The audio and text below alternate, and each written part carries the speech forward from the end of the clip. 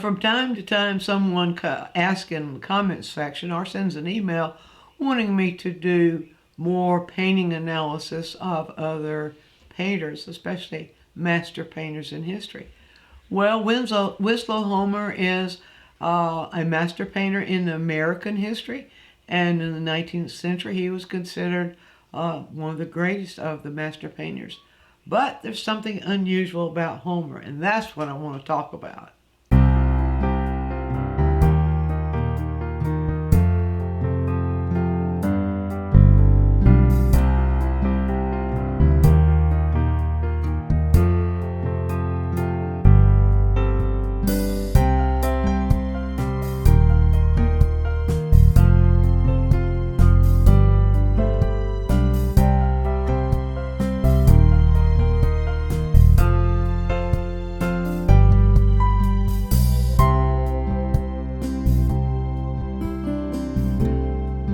Well, this is the kind of painting we will normally think of when we think of Winslow Homer. He started out, of course, as an illustrator, and throughout his artistic career, which involved hundreds of paintings, this sort of thing where he is capturing people within a space, that he shows us distance of this within that space. In other words, on this two-dimensional surface, we are seeing the three-dimensional feeling, the feeling of three-dimensional within all these images and the images behind. He's showing us what's behind them and how it moves into space. And we see way back here, a little church steeple. And so that's the kind of thing we are accustomed to seeing in Winslow Homer. His presentation of people in their normal everyday lives, something that they're doing. These boys are playing a game. And so that's what we're used to seeing. Now, we do see something going on within Homer. Remember, his work, he was painting mostly during the 19th century and the early 20th century. And that was 1800, folks. That was a long time ago. And during that time, during his life, there was a civil war that he lived through. A lot of the painters, American painters, during the 19th century lived during the Civil War and experienced all those kinds of things. And so he did have experiences recording the Civil War, and we saw those images and the way they were presented as typical of what Homer is giving us in his work.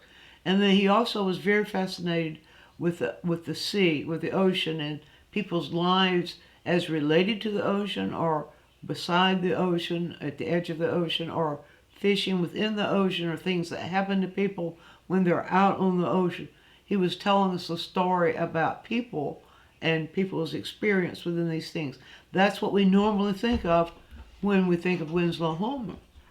But then, by the way, his early work, he was working with oils, and so we could expect these really, really intricately formed figures. Later in his artistic career, he was introduced to watercolor. He did travel a lot and had the experience of being aware of what artists were doing during that time. You know what artists were doing during that time? They were evolving what we know today as abstract painting. That came from lots and lots of different directions, from their influence of Oriental art and other influences that where it's not just realistic images, but they're shapes in two-dimensional space. In his watercolor painting, though, here we are seeing that same sort of presentation. A person with her sheep, they're in an environment that we can read and we know. And we can feel here that she's on a hill with the sheep and the clouds behind, and there's a tree there. Those sorts of things. We see her in a three-dimensional form, right, like this. Then, as Hillman was moving through his work, we see from time to time within his work, we see something of maybe being curious about what abstract painters were doing. And here we see a full curiosity of it. This is in 1878. He actually started painting before, but right around 1850, somewhere in there. But this painting. It's totally different from the other two. And did you notice that? You notice here how the figures feel flat, how the landscape feels flat. Even see how the figures' faces, see how flat they feel as compared to the boys' faces as they were running. See how flat their figures feel to us, like they're in a flat space, whereas as compared to those boys, well-rounded in their forms, as they were get each one of them giving attention, equal attention to each one of them. But here, and you see the faces are almost gone. It's almost like it's just flat shapes. Reminds us of Gauguin's painting, sort of, or a lot of the Impressionists during that time, and the emerging of abstraction painters during that time. We will see shapes that seem they're just flat, and they were just using the images to define an image, just to say this is an image, but we don't see that feeling of deep space when the images are flat. And you don't see it here. All this is pretty much in the same temperature of color, whereas in the space that we would see in his other paintings, where he's showing us the depth, we would see that gradating into a cooler color, or even perhaps presented a little bit greener. So we see abstraction going on. This painting, now, here's something for you.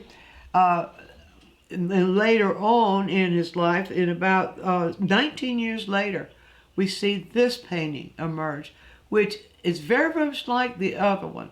This is unusual for what we think of as Homer, where the area behind it is abstracted.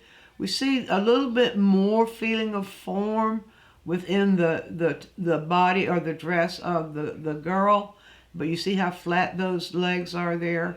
You see how flat the shoes are presented. It's almost, again, as if we're in flat space, we don't feel that sense of depth in space as we see in the earlier painting that we looked at of the boys, where he's showing all that distance. Now, can we go back to the two girls there, Roger? Would that be easy enough to do?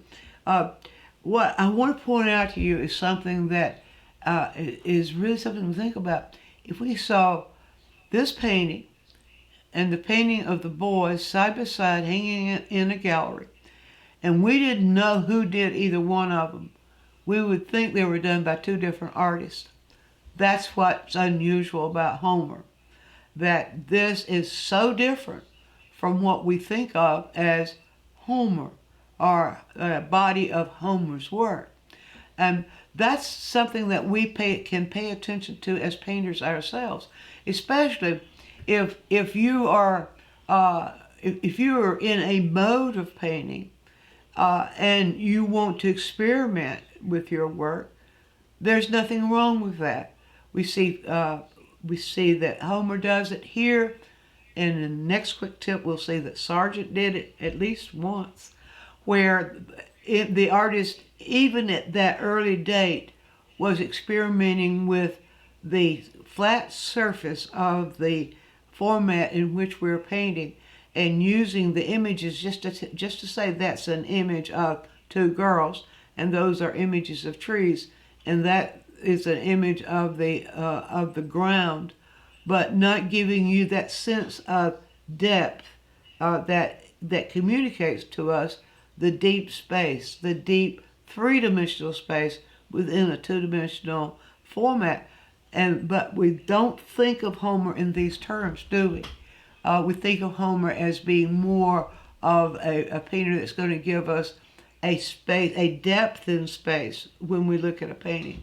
So, and also I want to say that in painters that we know today, the painters you admire, that you see online today, are ones that you might have workshops with and so on. Most of their paintings, I'm thinking of Richard Schmid especially, although he's no longer with us.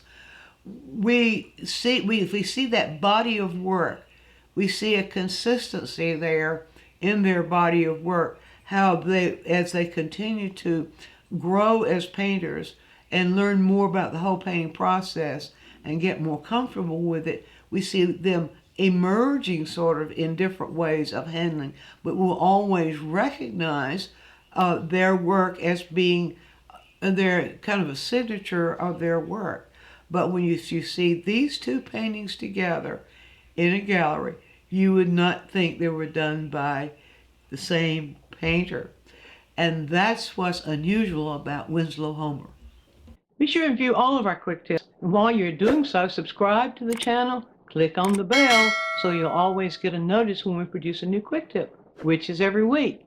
And if you have a question, leave it in the comments section and we'll make a quick tip for you. Also, take a trip over to DianneMize.com where I have full-length lessons, downloads, DVDs, lots of other stuff there, some free stuff for you. And while you're there, you can subscribe to the newsletter, and that way you'll always be informed every time we do something new.